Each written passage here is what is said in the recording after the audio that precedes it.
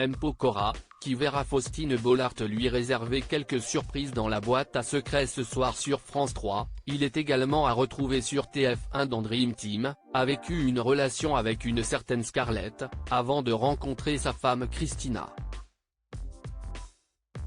Ce que beaucoup de personnes ont tendance à oublier. Matt Pokora, qui est reçu par Faustine Bollaert dans un nouveau numéro de la boîte à secrets diffusé ce vendredi soir à 21h10 sur France 3, a retrouvé aussi sur TF1 dans Dream Team, file le parfait amour avec Christina Milian, la mère de ses enfants Isaiah et Kenna.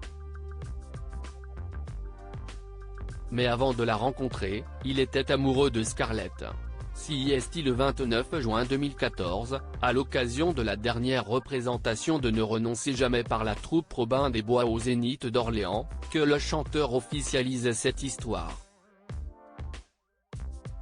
À titre un peu plus personnel, ici, j'ai trouvé bien plus que ce que j'étais venu chercher.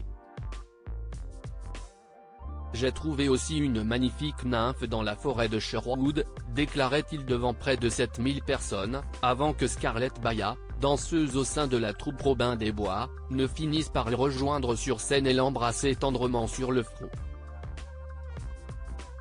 Quelques jours plus tôt, le duo avait été aperçu dans les tribunes de Roland-Garros, lors d'un match du tennisman et ami de M.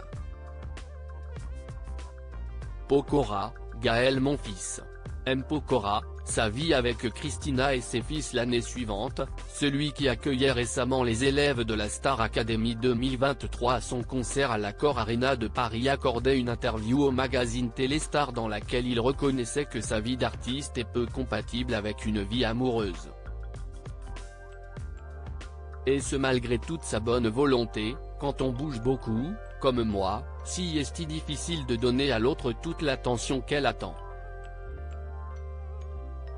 J'apprends à faire des efforts. Quelque temps plus tard, le couple se séparait. Aujourd'hui, CIST donc aux côtés de Christina Milian qu'il s'épanouit en tant qu'homme, et père de famille. Pour rappel, ils s'étaient rencontrés en 2017, puis discrètement mariés en 2020. Cette année, ils se sont installés en France, alors qu'ils habitaient jusqu'ici avec leurs enfants à Los Angeles, où ils sont retournés pour les fêtes. La raison de cette grande décision, la scolarité de leur fils. Aux États-Unis, ce n'est pas la même culture. Il n'y a pas de culture générale comme en France. Ici, tu marches dans la rue, les bâtiments ont une histoire. Expliquait le chanteur pour La Voix du Nord.